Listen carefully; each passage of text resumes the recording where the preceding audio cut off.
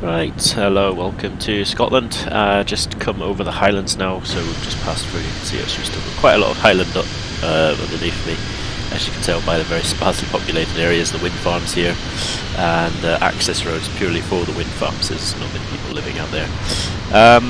Yes, we just crossed the portion of Highlands that's kind of between Aviemore and Inverness, which is quite a barren area.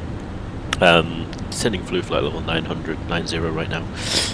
Aiming for the ILS approach runway 23 at Inverness Airport, and I have picked up a Scottish twang. I don't know how that happened, but it has. Very mild, so any Scots, please don't be offended. It's just what happens to me when I start thinking about my wonderful days living in Aviemore. One winter a few years ago. Did lots of ice climbing and all sorts of nonsense. Absolute maniac. But here we are being a pilot again. So we're just about to descend into the cloud layer. I'm not sure what lies underneath it, although looking over there it looks like we will have good visibility on arrival. It doesn't look like there'll be any particular problems with visibility. METAR wise, just going to refresh this because I don't think the wind quite is right. Okay, so we've got a variable 2-knot wind. A few clouds 800 feet scattered at 4,200, so that'll be this layer that we're seeing here, the tops of anyway.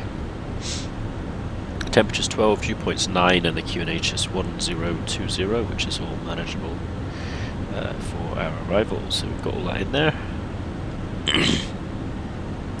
So we're basically now making a continuous descent approach to this final fix. So we're basically aiming for FI23 at 2,000 feet, and hopefully the VNAV profile will get us there spot on. So we're just about to enter the cloud layer now, I believe. Well, I don't believe, I know. There we go, there's the cloud layer.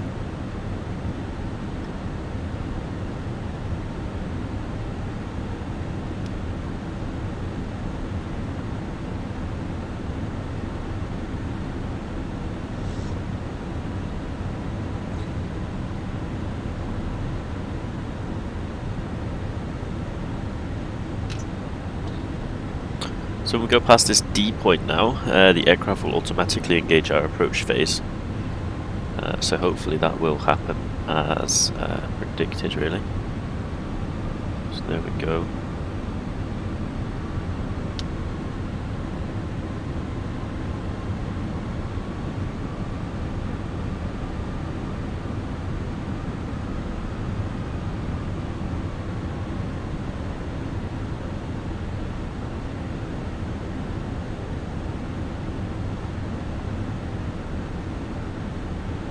Okay, there's the approach phase now activating, and we can see that because if we press performance we can no longer activate approach phase because it's already active.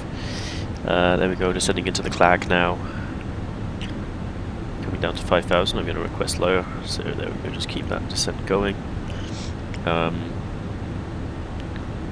it looks like we are pretty high. I'm going to pop out the flaps too, and a bit of speed brake just to kind of get us on our way down. We're at 4,800 feet, 12 DME, so we've got about 1,700 to descend. There's the glide path just becoming active now, so we're going to start hopefully intercepting that. And the way I've done this approach is I've made a waypoint here. It's actually Gussie 035 at 30 miles, and it seems to be a perfect base leg fix. So we're going to turn around now. Can we see the runway? Right, there's the runway in sight. So hopefully we'll start descending now below this glide path here and get us on our proper profile.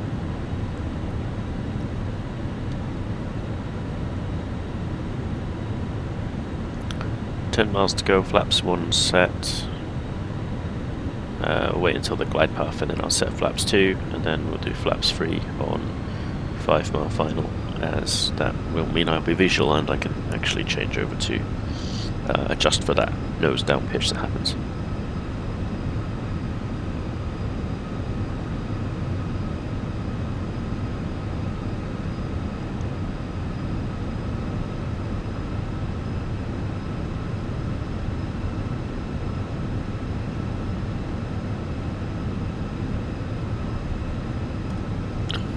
Okay, well, I'm localizer now. Let's see if we can listen into this.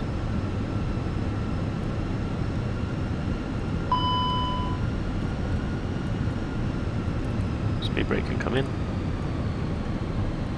flaps 2, and approach. 2,500. So there we go, finding our final track, and there's the glide path.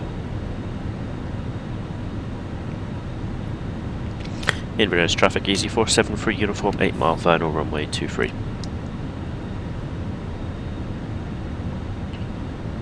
I would say perhaps the localizer intercept is not as accurate as it would like to be, but I know the real life autopilots aren't the best, so yeah. Who cares? Right, glide slope and localizer are established with a star, so we're just waiting for a fully established thing.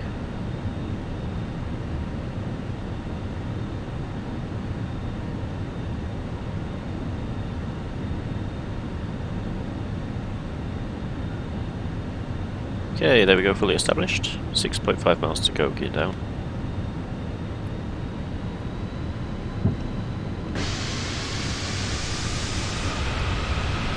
That gear animation's so smooth. I remember the days of FSX, FS 2004, where that would come out so jerkily. So there we go, we're on our final now. 5.5 miles to go. Let's do flaps 3, but I'll do that leisurely. I have the controls.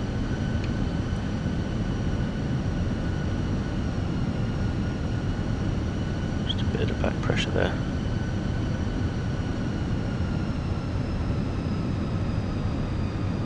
So flaps 3 does actually give a good amount of lift, but also a fair bit of nose down, so that's what that's about there.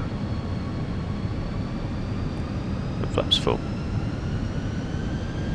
There we go. Okay, we're finally established and visual. I'm happy with the picture. Just gonna have to descend a bit now apparently. Wow, that was a lot of lift. So I have heard from Airbus pilots it's very difficult to actually fly an approach without overshooting the glide path, so this is actually quite realistic in that sense. So we've got 11 knots, we're forecasting variable at 2, so we're expecting some choppy winds on final, shall we say. Let's try and stabilise our descent at 700 feet per minute and just hold. There we go, happy with that. Visual picture's okay. It's 800 feet per minute, just slightly pulling up. We've got a bit of autumn colours creeping in now, as autumn's approaching and AccuSeason's doing its thing. Every day at 6 PM it updates the trees for me.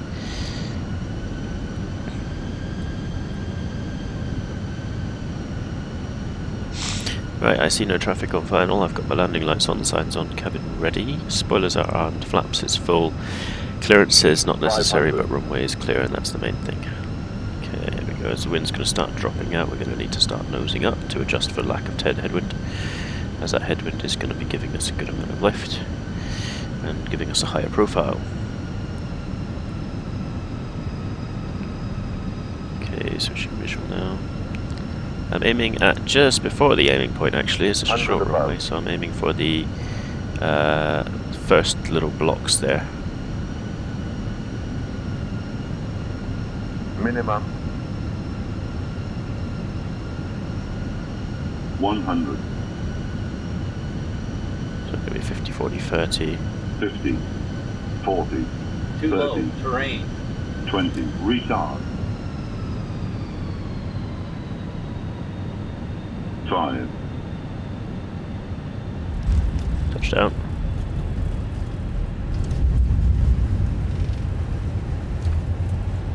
Full reverses, so we'll probably roll out at the end.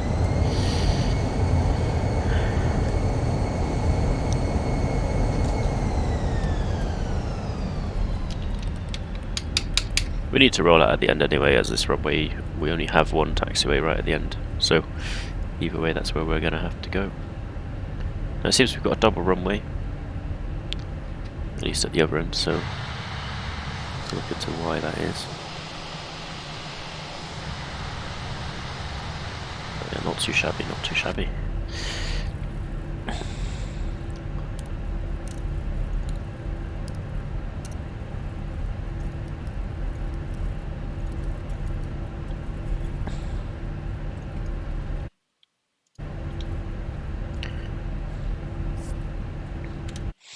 Okay, landing rate time.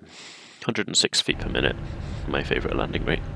Just over 100 is nice. It's a smooth landing, but it's not so smooth that you end up getting told off by EasyJet for greasing it too much.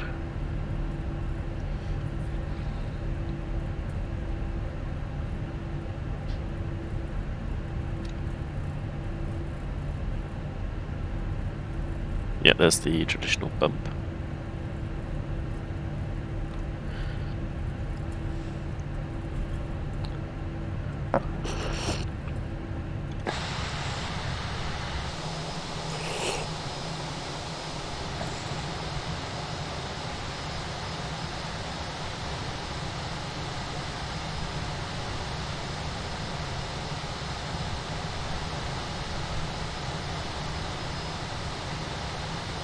I'm gonna go in here.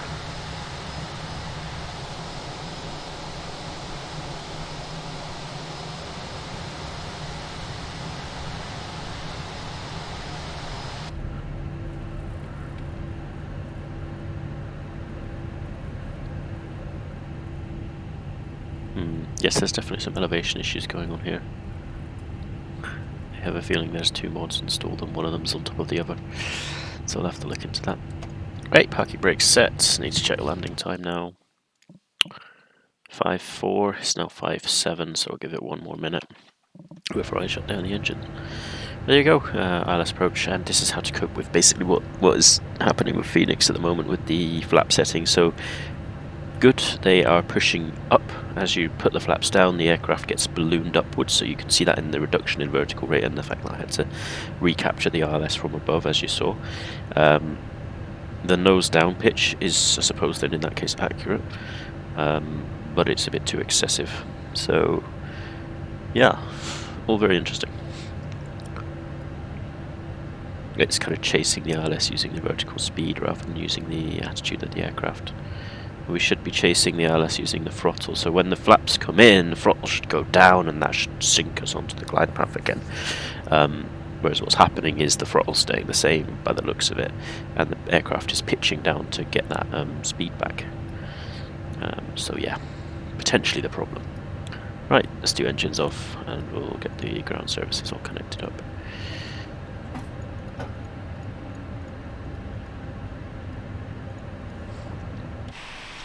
There we go. Finitato.